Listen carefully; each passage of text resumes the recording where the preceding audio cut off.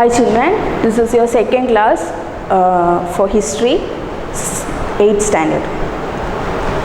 In the previous class, we have studied about the importance of dates in history. How the dates are important in history, how we calculate dates to write the history, etc. And I know you are a little bit confused about the James Mill's periodization of Indian history. We can start this class from there. James Mill's periodization of Indian history. Are you remembering our lesson name?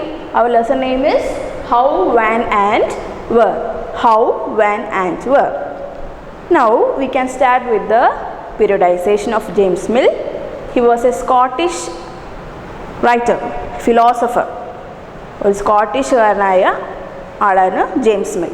He divides Indian history into 3. Are you remembering? Yeah, it is Hindu, Muslim and British. Hindu, Muslim and British. ഇങ്ങനെ മൂന്നാക്കിയിട്ടാണ് James Mill Indian ഹിസ്റ്ററിയെ തരംതിരിച്ചിട്ടുള്ളത്. On the basis of religion. And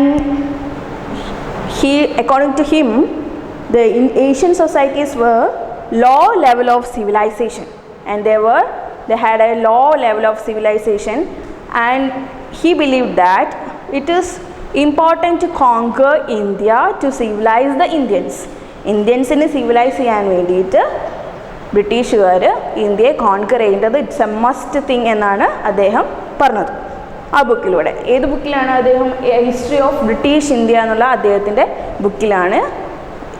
He divides the Indian history into three parts. But we can go with James Mill.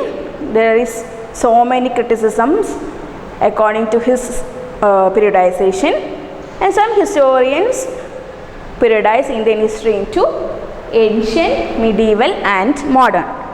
Ancient, medieval and modern. Ancient means പുരാതനം, it's old. Ancient history, medieval history, ഒരു മധ്യകാലഘട്ടം. പിന്നെ next one is modern. And the modern history starts after the conquering of the British. ബ്രിട്ടീഷുകാർ ഇന്ത്യയെ conquer ചെയ്തതിന് ശേഷം ഉള്ള കാലഘട്ടത്തെയാണ് അവർ modern എന്ന് പറഞ്ഞത്. They say the modern era started in India after the conquering of the British. But there is a criticism there, because in modern society there is some features, കുറച്ച് പ്രത്യേകതകളുണ്ട് ഈ modern society. The modern society have some features, that is science, reasoning, democracy, liberty and equality. നമ്മൾ modern society എന്നൊരു modern era എന്ന് പറയുകയാണെങ്കിൽ ആ modern ഇറയ്ക്ക് ഇത്രയും സ്പെഷ്യാലിറ്റീസ് വേണം. That is science, reasoning, democracy, liberty and equality. But during the British period the Indians not practised such liberty, equality and democracy. Democracy എന്ന് പറഞ്ഞാൽ നിങ്ങൾക്കറിയാം എന്താ? ഡെമോക്രസി എന്ന് പറഞ്ഞാൽ ജനാധിപത്യം. ഒരു ബ്രിട്ടീഷ് പീരീഡിൽ ഇന്ത്യ ഒരു ജനാധിപത്യം എക്സ്പീരിയൻസ് ചെയ്തിട്ടില്ല. And they not experience liberty. Liberty എന്ന് പറഞ്ഞാൽ എന്താ? സ്വാതന്ത്ര്യം. ഇന്ത്യക്ക് സ്വാതന്ത്ര്യം ഉണ്ടായിരുന്നോ ബ്രിട്ടീഷ് കാലഘട്ടത്തിൽ? ഇല്ല. അതേപോലെ തന്നെ equality. The Indians are not treated as equal during the British period. So we can't accept these periodization also. What is this? Ancient, medieval and modern. Why we can't accept this periodization? Because there is no features were there in the Indian society so called modern. Modern എന്ന് നമ്മൾ വിളിക്കുമ്പോൾ അതിനുള്ള ഒരു ഫീച്ചേഴ്സും അവിടെ ഉണ്ടായിരുന്നില്ല. So instead of modern, some historians said that is colonial.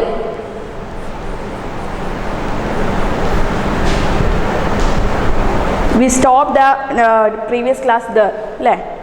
അതായത് instead of saying modern, some historians said given a new word, that is colonial. What is colonial means? Colonial means an economic and social domination of other country or a powerful country over a weak country or a weak society. Weak ആയിട്ടുള്ള, അതായത് economic and socially week ആയിട്ടുള്ള ഒരു സൊസൈറ്റീൻ്റെ മുകളിൽ powerful ആയിട്ടുള്ള മറ്റൊരു കൺട്രിയുടെ ഡോമിനേഷനെയാണ് നമ്മൾ എന്ത് പറയുന്നത്, കൊളോണിയൽ എന്ന പദം കൊണ്ട് ഉദ്ദേശിക്കുന്നത്. സോ ബ്രിട്ടീഷ് കൊളോണൈസ്ഡ് ഇന്ത്യ അല്ലേ, very slowly subjugating the Nawabs and the Rajas. They dominated India. So that is colonial means. That is one part of our lesson. And the other part, how will we write 250 years of Indian history? അതാണ് നോക്കുന്നത്. അതായത് 250 വർഷത്തെ ഒരു Indian history നമ്മൾ എഴുതുകയാണെങ്കിൽ what are the records V depend on? എന്ത് റെക്കോർഡ്സിന് മുകളിൽ നമ്മളതിനെ, ഏത് റെക്കോർഡ്സിനെ ഡിപ്പെൻഡ് ചെയ്ത് നമുക്ക് അങ്ങനെ ഒരു ഇന്ത്യൻ ഹിസ്റ്ററി എഴുതാൻ പറ്റും?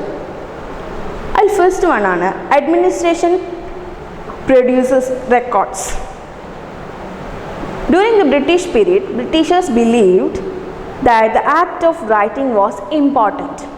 അതായത് എന്ത് കാര്യം ഉണ്ടെങ്കിലും അത് എഴുതി വെക്കുന്നത് it's important. They believe that it is important.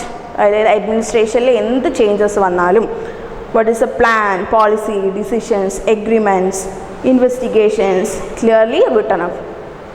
എന്ത് കാര്യം അവർ ചെയ്താലും they clearly written up the each records. എന്തൊരു എഗ്രിമെൻ്റ് ഉണ്ടാക്കിയാലും എന്തൊരു പുതിയ പോളിസി കൊണ്ടുവന്നാലും എല്ലാം എഴുതി വെക്കുന്ന ഒരു ശീലം. ദേ believe that is important and they preserved it well. എഴുതി വെക്കുക മാത്രമല്ല, അവരത് പ്രിസേർവ് ചെയ്യുകയും ചെയ്തു, അതായത് സൂക്ഷിച്ചു വെക്കുകയും ചെയ്തു. For preserving these records they started record rooms. Record rooms വെക്കാൻ തുടങ്ങി. റെക്കോർഡ് റൂംസ്, റെക്കോർഡ്സ് കീപ്പ് ചെയ്യാൻ വേണ്ടിയിട്ട് റൂം, എന്തിനും അറ്റാച്ച് ചെയ്തിട്ട് എല്ലാ അഡ്മിനിസ്ട്രേറ്റീവ് ഇൻസ്റ്റിറ്റ്യൂട്ട്സിനെയും അറ്റാച്ച് ചെയ്തിട്ട് ഒരു record rooms they created record rooms. Village officers, collectorate, commissioners officers, each and every officers have their own record rooms to preserve the records. So we can see such records now also in the archives and museums. നമ്മൾ archives museums ഒക്കെ visit ചെയ്താൽ നമുക്ക് അങ്ങനത്തെ കുറച്ച് preserve ചെയ്ത്, കുറച്ച് അവർ preserve ചെയ്തിട്ടുള്ള 19th century അവർ എഴുതി വെച്ചിട്ടുള്ള റെക്കോർഡ്സൊക്കെ നമുക്കിപ്പോഴും കാണാൻ വേണ്ടി പറ്റും. Letters and memos that moved from the one branch of the administration to another in the early years of the 19th century can still be read in the archives.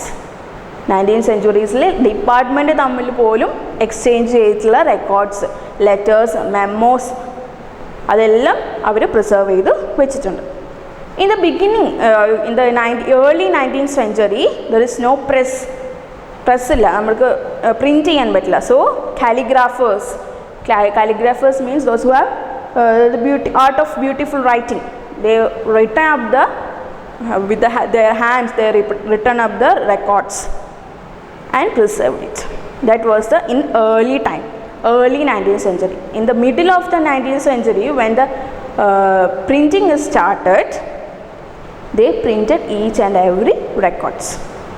So we can depend on such records to write the history of the 250 years of Indian history. If we want to write 250 years of Indian history, we can depend such records. Okay, that is all.